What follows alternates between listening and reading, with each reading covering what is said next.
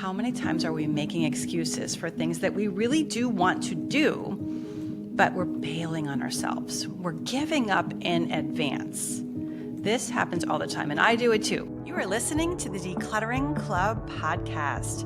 I'm your host, Sarah Mueller, and it's my mission to equip women to declutter their homes, their time, and their lives so that they can cherish what truly matters. Hey, and welcome to the Decluttering Club Podcast, episode number 20. Today, we are talking about reasons why you can't declutter. I hear this over and over and over again. People tell me, I can't declutter. Someone left a comment on one of my posts the other day, and it was like, I can't do this because I'm too old. I'm too old.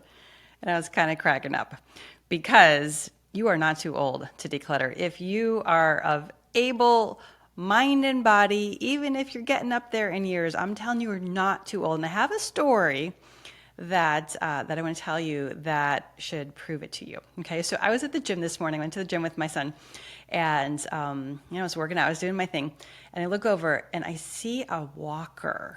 I see an elderly man, and he's got his walker next to him, and he's lifting weights. He was at one of the machines.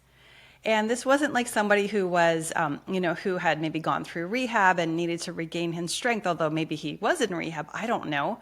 But he was up there in years, and he was lifting weights. And I was so impressed. I was just so inspired. If somebody can come, someone who's 70, 80, I don't even know how old he was definitely up there. If he can come to the gym and work out, then I have no excuses, right? And so I was super inspired, and I really want to offer that to you because how many times do we give reasons, and reasons in this case are really a secret code for excuses. How many times are we making excuses for things that we really do want to do, but we're bailing on ourselves? We're giving up in advance. This happens all the time, and I do it too, okay? So don't think that I'm immune to this. We all do it. We're all human beings. But I want to talk about this because this is a very sneaky thing that can steal your dreams. And I don't want that to happen for you, okay? Okay, so here are some of the reasons people tell me that they can't declutter. We're going to talk about a few of the reasons, and I'm going to give you a process that you can use to handle these reasons, okay? All right, so here's what people tell me. They say, I can't declutter because I'm too old. I'm too busy. My family isn't supportive. Maybe they say, I don't really know where to take things. Here's another one. I can't declutter because I have no room to work. All my spaces are full, and so therefore I cannot declutter. All right, these are the things that come up, and there's lots of other ones, right? And if you are thinking this, I want to just remind you, you are human. Human beings think like this, and it's totally fine. Nothing is wrong with you if this comes up for you. But here, I want to give you this process that we use so that when this does come up for you, that instead of just thinking, well, this isn't for me, even though I really, really, really would want it, I want you to know what to do. Okay, so here is how it works. You're going to write down all of the reasons, all of the excuses that come up in your head when you think, I want to do that, but your brain is going to be so creative. It probably has its favorites, right? You're going to have all these reasons that this is not for you, even though you'd really like to have it, okay? I want you to write them down. Now, you may start to feel a lot of shame or a lot of judgment when you write down these reasons. You're going to look at them and you're going to be like, oh my God, this is, I'm a terrible person for thinking like this. I want you to set that all aside. I want you to suspend your judgment, your self-judgment of yourself, and I just want you to write them down. Sometimes that is enough.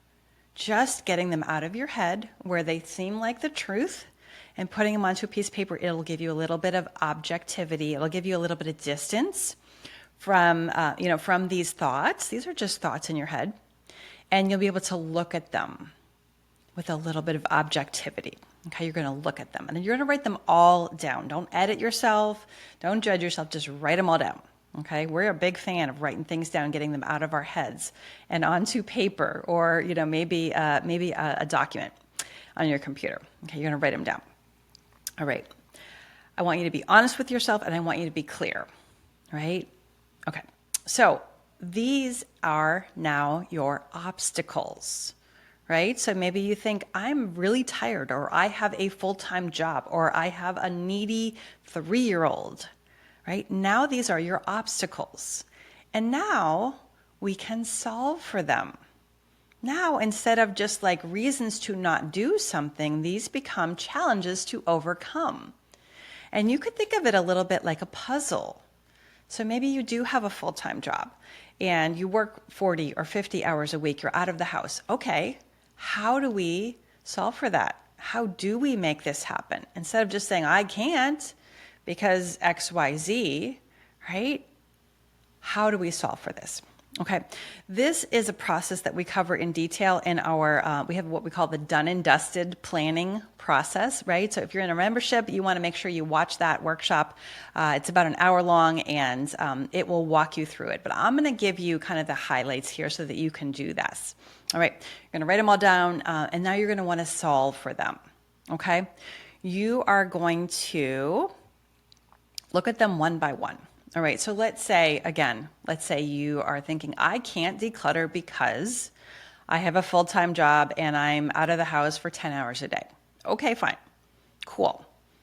These are the facts, right? We're out of the house. We're only home from 6 p.m. till whenever we go to bed, so however many hours that is, and maybe on the weekends, right? These are the facts. So how do we work with this and still get what we want? Okay, well, maybe I'm tired when I come home from work. Okay, cool. Are you willing to work after you recharge a little bit? Do you want to work a little bit early in the morning? Do you want to set aside an hour on Saturday or on Sunday? Right? Now, all of a sudden, we're in problem-solving mode. And when you move from, excuse mode into problem-solving mode, you allow your brain to get creative. And this is where the magic happens. And you may be really surprised at all the ideas that you have that you come up with, right? And maybe you don't like the first, 1 or 2 or 3, but maybe the fourth one that you come up with, you're like, oh, that's such a good idea. I never thought of it that way. Okay, and that won't happen unless you get the excuses, the reasons out of your head and onto a piece of paper and you start brainstorming, right? And you really don't want to reject any of these ideas, any of these brainstorms that you have. You don't want to reject them outright. You don't want to be like, that's stupid. That's a silly way to handle that. Don't do any of that. Just allow all of these ideas to come out of your head, because it's typically after we allow ourselves to get creative and we give ourselves freedom with solutions that we come up with something that we never would have thought of. Okay? It can be so creative. So maybe you discover, you know what? I don't have a lot of time and energy, but I am willing to spend 10 minutes on this, after dinner. And then maybe 10 minutes turns into 20 minutes. And maybe you've been paying attention to my podcast and you know that you want to quit while you're ahead. You don't want to overdo it. And you know that you can make progress 10 minutes at a time. And all of a sudden, you have gone from, I can't declutter, period, because I have a full-time job, to thinking, I can declutter. I'm going to do it like this. And I'm going to take my time and I'm going to keep at it. Right? That is the difference between failure and basically giving up ahead of time. You're just failing ahead of time if you don't ever, question these reasons, right? And now you have success because now you have a plan, you have something you can try, and you are willing to move forward. This is huge. This process is huge. Okay, let's take another one. Let's say you are telling yourself, I can't declutter because my family's not on board. Okay, no good. I can't do it. I might as well quit. I am destined to live a life in a house full of stuff that I don't want. Okay, because my family isn't on board. They're not supportive. Okay, we write that down, right? What does it mean that they're not supportive? What does that mean? It could mean so many different things. Maybe it means that they just won't help you. They're not going to take stuff to the thrift store or to the trash. Maybe it means something else. Maybe it means that they're going to criticize you for letting go of things, right? We want to know what that means. And then again, you just want to solve for it. These are now your obstacles. So if they won't help you carry things, How else can you get things out the door? Maybe you carry them. Maybe you hire someone to carry them. Maybe you do it in little bits and pieces. You see how now we're brainstorming again? We're problem solving. And our brains love to solve problems. They really do. This is a puzzle. And so you can get creative and you can figure it out. Okay. The other thing I want to offer to you is if your family's not supportive, and I will do a whole episode on families and how this works, but if your family's not supportive, do you want to allow that to influence how you live the rest of your life? Do you want to give up just because they're not going to, be your cheerleader? Maybe you can find a cheerleader somewhere else. Maybe you can come and join our community and get your support there. And here's the sneaky thing about families. So often we see this happen over and over and over again. They start out and they're not on board and they don't think it's a good idea. And you really can't talk to them about your decluttering. But over time, they actually start to join you. And you may be shocked. You may be surprised at what they are willing to do, but you have to lead the way. So if you have the inspiration, if you have the desire to declutter, to organize your house, to make a change, you have to be the one to lead that. And then maybe they come along or maybe they don't, okay? There are some things that we can control in our lives, and that is how we think and what we do. And then there are things that are outside of our control, and that's how other people are feeling and thinking and doing, right? And we really want to focus on things that we can control and let the rest go, okay? So important. All right, so these are just some of the excuses, some of the reasons that I hear, but this is the process that you can go through. And I want to encourage you to not let these things stand in the way of having a home that feels good to you, that is easy for you to take care of. I want you to be able to have people over, without being stressed out, without having to do a lot of cleaning beforehand. This is the goal for so many people in this community, and it is achievable for every single person. And all you got to do is stick with it and use these techniques, and I promise you things will change. That is what I have for you today, my friends. Thank you so much for being here. Less stuff, more life. We'll see you again soon. That's all we have for you today. If you enjoyed this podcast, would you leave us a review? It would really help us get the word out. To start your decluttering journey, go to thedeclutteringclub.com. That is declutteringclub.com. We'll see you next time.